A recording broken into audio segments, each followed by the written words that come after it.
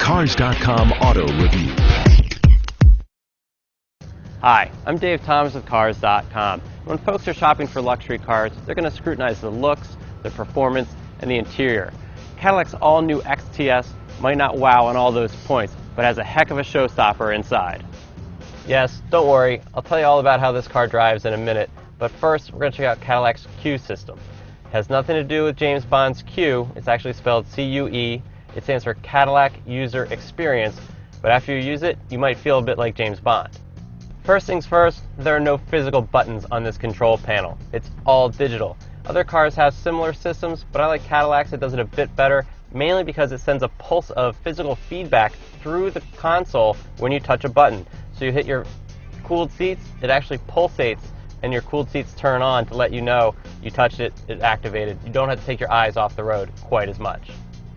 Even the trickiest of controls, like this slider for the volume, work really well in the Cadillac. I've tested Lincoln's version. It was hunting all over the place when I put my finger on it. It was trying to look at the road. Here, you can put 1 or 2 fingers on the slider, just slide up and back, and the volume goes up and down just like you expect. There's also an 8-inch touchscreen. Now, lots of other cars have touchscreen navigation units like this one, but Cadillac's is a bit different. Not only is it twice as bright as an iPad, but the graphics are really crisp as well, and when you're driving along, the screen is uncluttered. So you want to look down, your album artwork looks awesome, the maps from the navigation system look really good, and when you want to change something, when you want to adjust a setting, you reach in, those controls pop up. There are 2 sensors built into the console, so they know when your hand's come in, and then you can just use the controls as you see fit. The touchscreen also sends a pulse of vibration, so when you go in and you touch something, you know it's worked. However, you can't be tentative. You can't just tap lightly. You have to really press down pretty hard.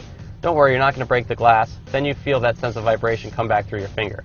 The only problem with the system comes with this sliding favorites bar at the bottom.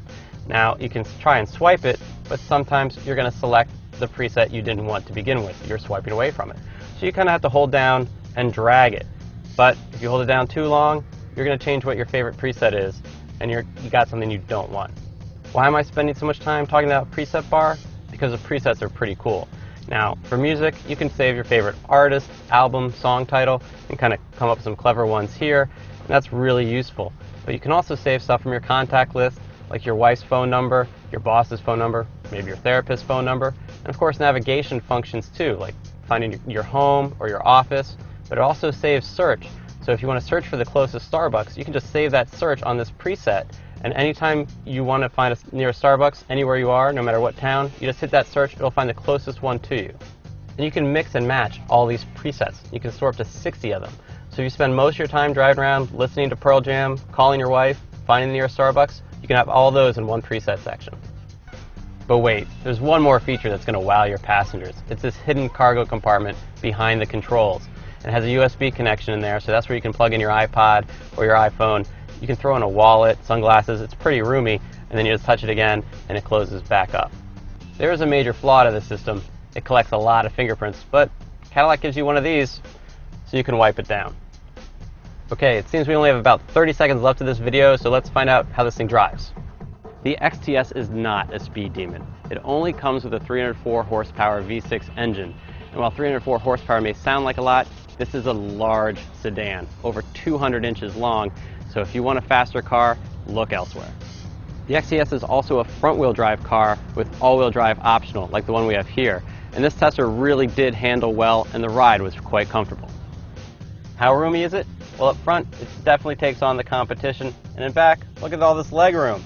Plenty of room back here. How nice is it? The materials are pretty nice, right up there with Lexus.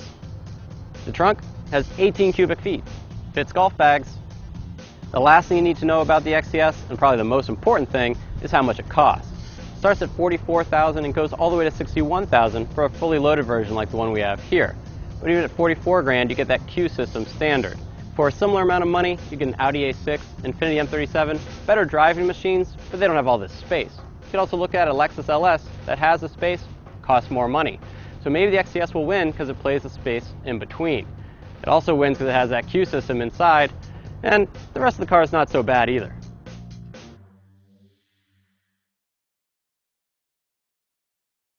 For more car-related news, go to Cars.com or our blog, KickingTires.net.